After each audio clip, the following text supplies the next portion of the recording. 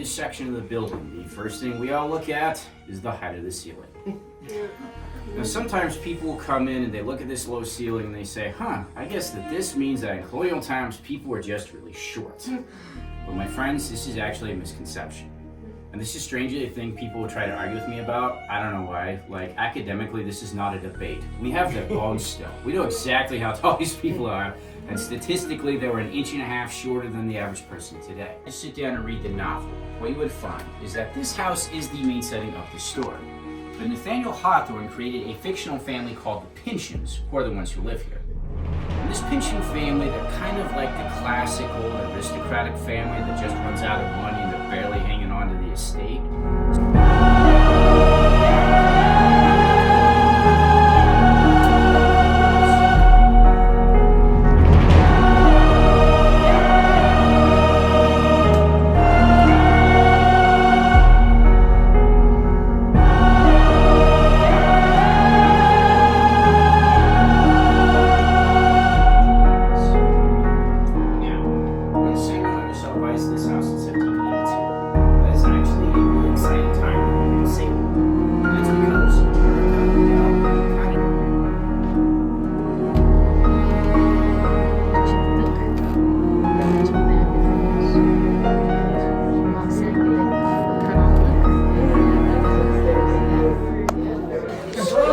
But in real life, you can't put the stairs inside of a fireplace. Our founder, Caroline Hermanson, she's the one who put this here. And Caroline, she decides to put it here in this house for a couple of reasons. The first reason being that it does kind of relate to Nathaniel Hawthorne's book. In the novel, there is a character named Clifford Pynchon who lives up here in this attic. This room is kind of set up to be Clifford's bedroom. Now, while the book never actually says the words secret staircase, this guy Clifford can get from the attic here all the way down to the first floor without anybody seeing him. So it's kind of implied that Clifford knows about secret passage and finding an old staircase that was off to the side here and was boarded up and not being used, so when he found it, Henry Upton just kind of ripped it out. Caroline, she hears this story and she says, there was a secret staircase in the house? That's really cool. We should put one back and then people will come here from all over the world and everybody will love it. So why do we really have a secret staircase? Tourism. That is why this is here.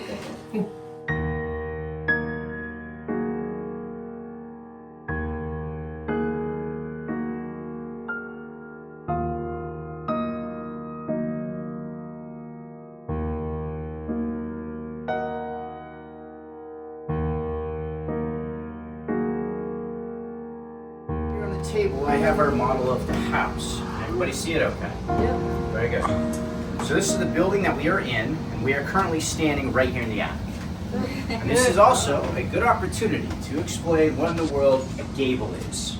You've heard me say this word a couple of times. And if you're not quite sure, when I say the word gable, it refers to a shape. This kind of point that makes up part of the top of the house's roof line. So if you look at this model, this right here is often mistakenly called a gable, but we don't count it because it is too far down. But this one right here, that does count as a gable because it does attach here at the top. If you're outside looking at the house, you really can't see all the gables from one spot. You have to walk around to count them. But from looking at this, it's very easy to see how many we have. Then they kind of just make an aesthetic choice and they say we don't really like all the big gables up front. They're not really in style anymore, so those go away too. So for about 125 years, this house looks a lot more like that. And that's really the house that Nathaniel Hawthorne would have seen when he came in to visit. But when he does visit, he is told that at one time this building had 7 gables. And there's just something about that line that sticks in his brain. It inspires him, he writes his novel. Fast forward a little bit more, we get to our founder, Caroline Hermanson.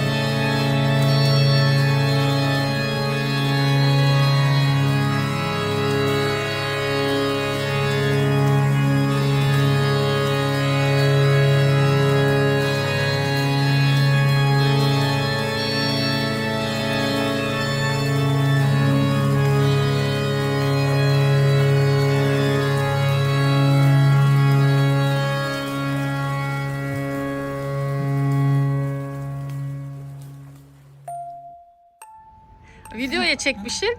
Hadi lan. Tamam videoda. Ha, dur şey yap.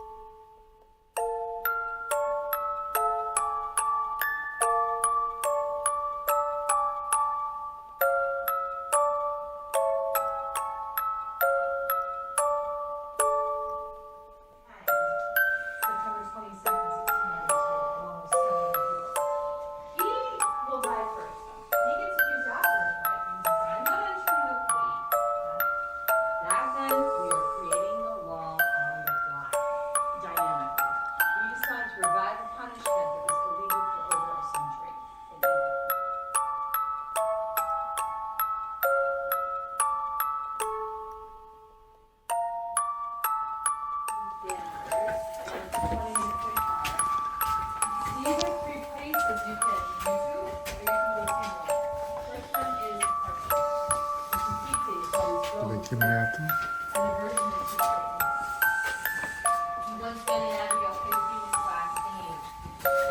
Their mother is on her deathbed.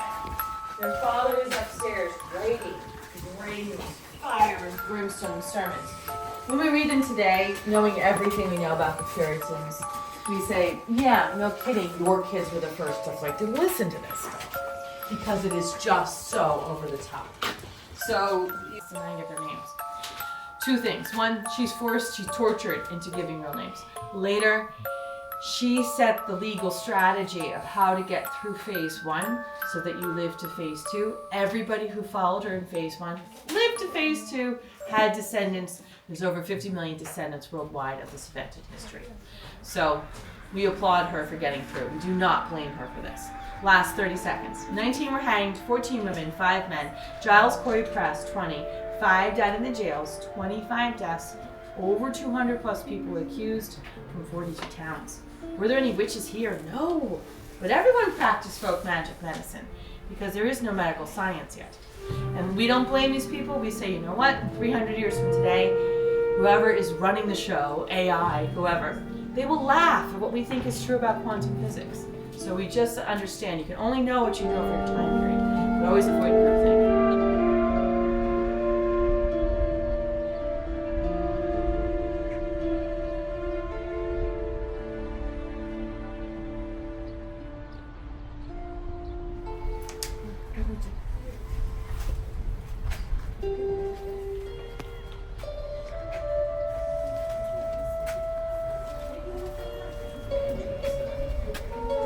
İçeriye bakar mısın?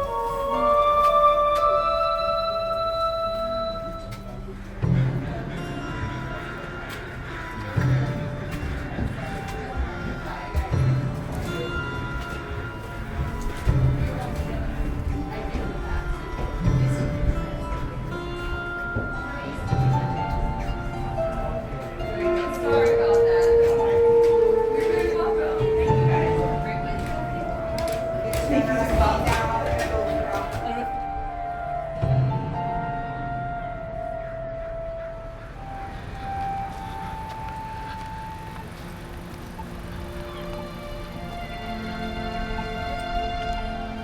İnşallah açıktır.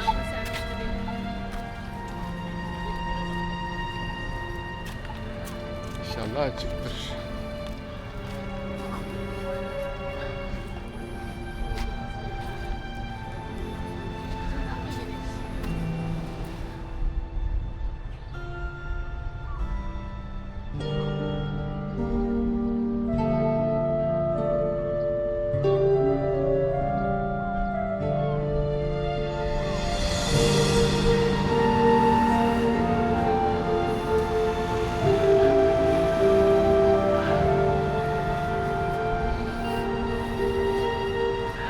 Burası cadı evi.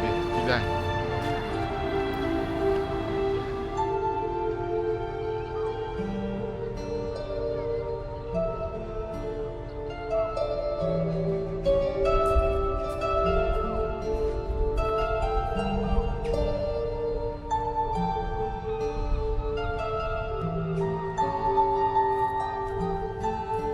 Burası da bir cadının evi imiş.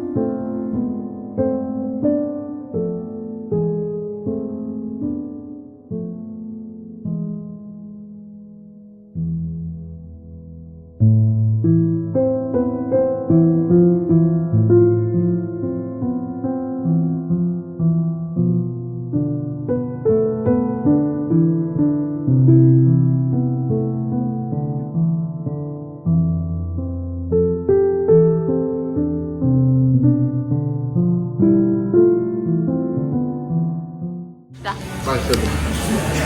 Evet, bugün Salem'e geldik. Salem Massachusetts, Cadılar Şehri diye söylüyorlar. Çok beğendik. Yani çok şirin bir şehir. Her şey yerli yerinde. Her yeri gezebiliyorsunuz. Otel de tam merkezde.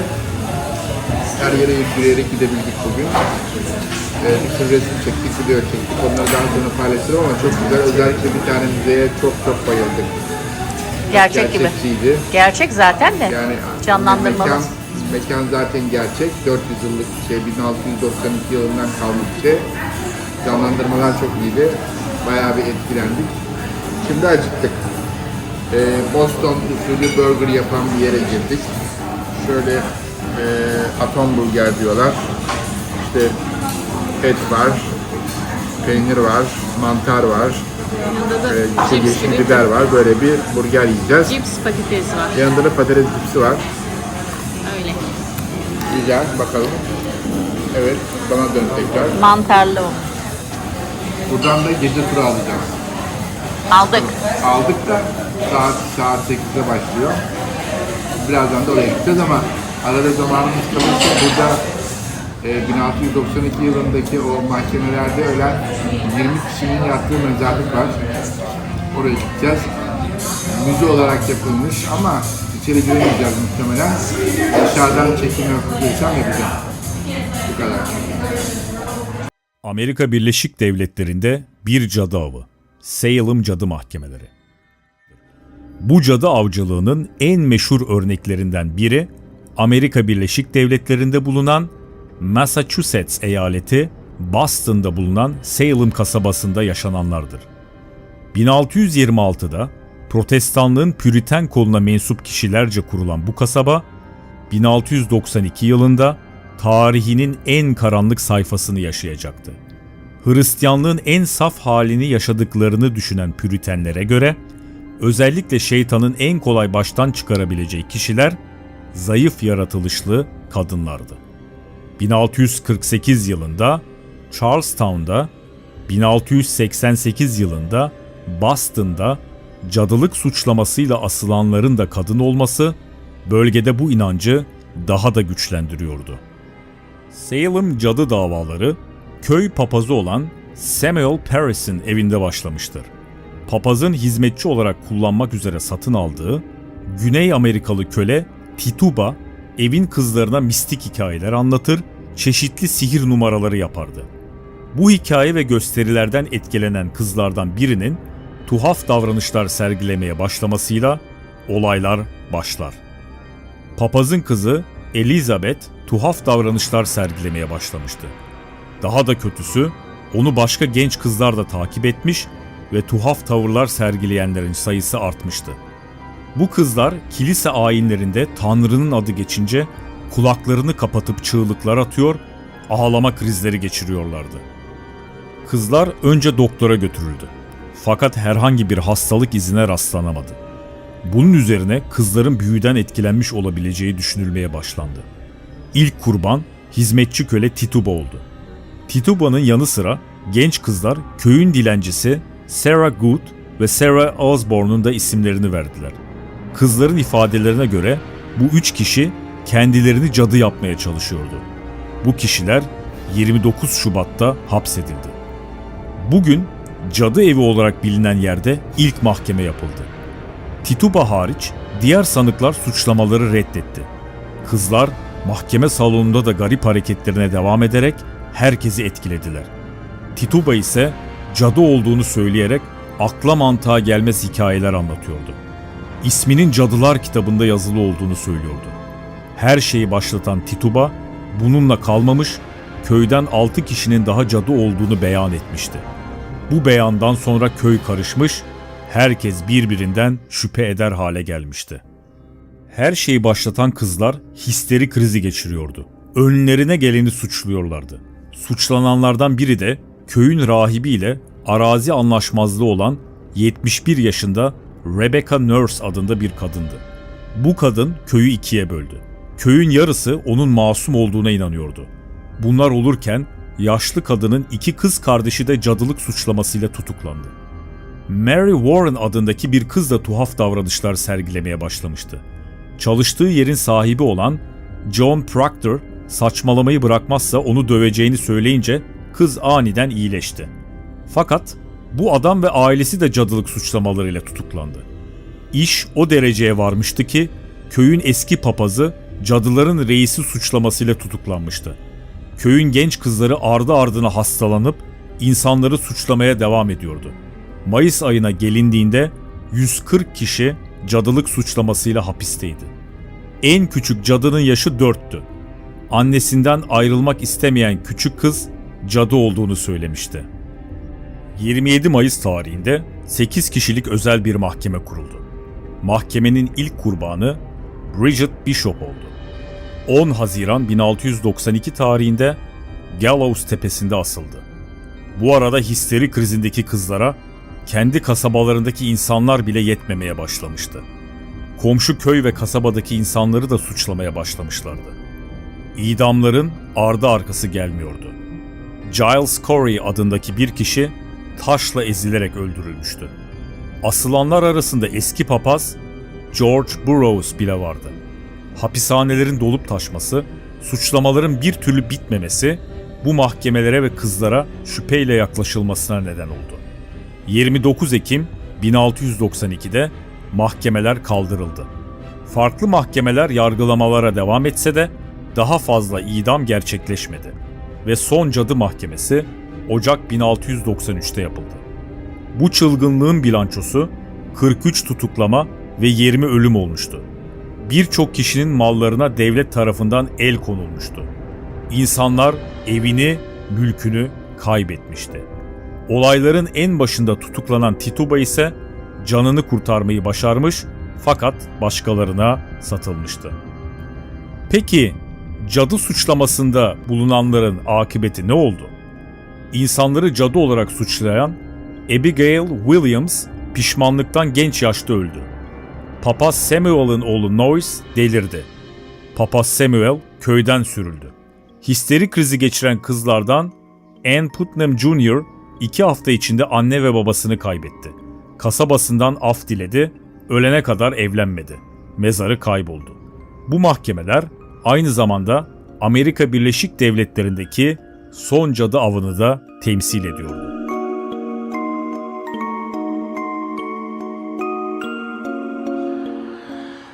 Evet, bugün Salem'e geldik. Bütün günümüzü Salem'de geçirdik. Değişik müzelere gittik. Bu şehrin en büyük özelliği cadılar şehri olmasından kaynaklanıyor.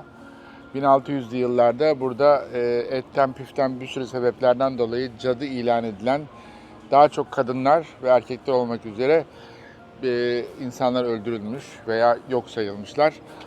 Ama 1692 yılında zannedersem bugünkü öğrendiğimiz bilgilere göre burada bir mahkeme yapılıyor. O mahkemede 19 tane kadın, bir tane de erkek cadı ilan ediliyor ve suçlu görülüyorlar. Ve bunları asıyorlar. İşte onların asıldığı mezarlık burası. Şu anda kapalı, içeri giremiyoruz. Mezarlığın ismi Charter Street Cemetery diye geçiyor. Şu yanda görmüş olduklarınız, tahmin ediyoruz ki 10 tane burada var. 10 tane de sol tarafta var. Gulay istersen orayı da çek. Şimdi bana dön hayatım. Buraya çiçek konulması için yapılmış ama üstlerinde evet Bridget Bishop hang diyor. Doğru. Haklısın Gulay. Asılmış. 1692 yılında 10 Haziran 1692. İstersen gel burayı çek hayatım. Tahmin ettim zaten. Cadılara Bak buraya, şuraya fokus yap.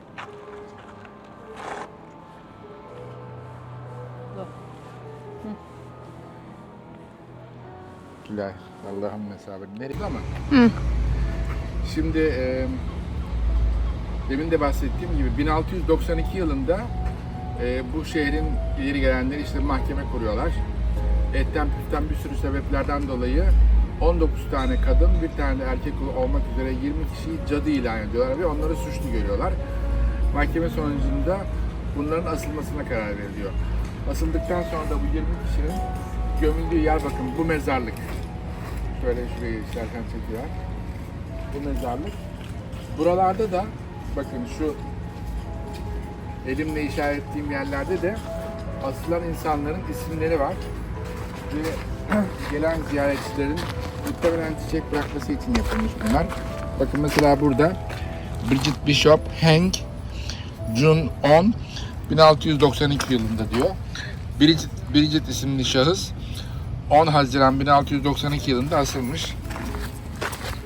Buradaki Sarah Good gene 19 Temmuz'da asılmış 1692'de. Elizabeth Howe 1692 yılında 19 Temmuz'da asılmış. Bir tane daha göstereyim. Diğerlerini zaten genelde göstereceğim sizlere.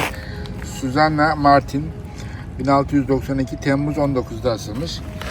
Böyle ilerliyor. Şuraya çeker misin hayatım? Bir saniye şöyle bir böyle ilerliyor ve karşısında da var aynı şekilde 10 kişi. Tamam.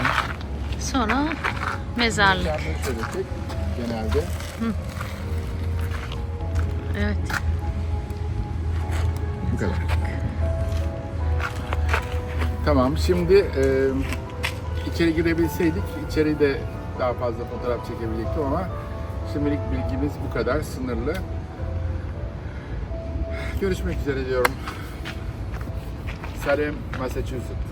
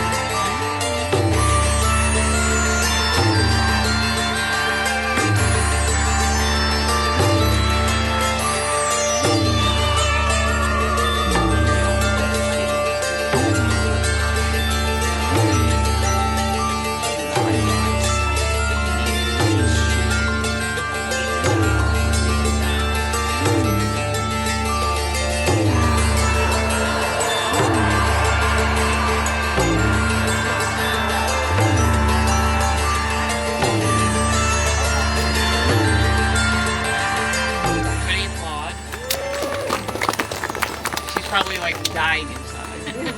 Where are you from? What part of New York? Oh, nice. My brother lives in New York, but he's a writer from yay. So I have an issue where I like to talk with my hands, and so the first month I had to carry this lovely little lantern. I left it everywhere and got all kinds of trouble. So now I just make someone my assistant and make them lead the way with that little thing, and you get a little thing at the end for me. Are you shy? Welcome everyone. My name is Elena. I'm your tour guide. I've been doing this for really short time. No, I'm not kidding. It was a week for 5 years, so you can I'm also a tour guide. I'm also a tour guide in Boston for the Freedom Trail. The little pamphlets that you see at the, at the thing have me. Elena, I'm your tour guide. This is a ghost tour. Anything not right? We're all good, right? I believe the best way to enjoy this to its fullest extent is for you to take pictures of ghosts. But you don't have to. I mean, it's a ghost tour, so some people come on just to hear the history, the haunted history. That's fine. But wouldn't it be even funner to also get ghost pictures? I have to tell you, when I started doing this job, I said, I am not doing this job until I know for certain that, one, there is, I am convinced that there's a possibility that there are ghosts there, because I was kind of very neutral about the whole thing. And secondly, that I needed to prove to myself that you could actually take ghost pictures, because I'm not telling people in a tour that you can if you can't. Make sense? So I took thousands and thousands and thousands of pictures. Now you have to understand, I'm old. So I'm from the school of, like, you have a roll of film with 24 pictures and everyone's like precious. And I had to free myself of that and just take a billion burst photos. Now burst photos are the best way to take ghost pictures. If you don't know what that is, you're now going to get a little lesson. Don't want to be within our. Does that make sense? So the plan is that we're going to go to places. You're going to take a whole bunch of pictures, and you're going to stop videotaping. I take this in here because we have 4 different ways to see most of the energy orbs are balls of light that sort of float around like this. And one of the great ways that you can have first photos, and I thought you might believe it, all the great photos, another great thing. What about if you're looking at a dolphin or a snake, and now you're seeing also the reason why you take these first photos, one of them is, how do you know something's an energy orb and not?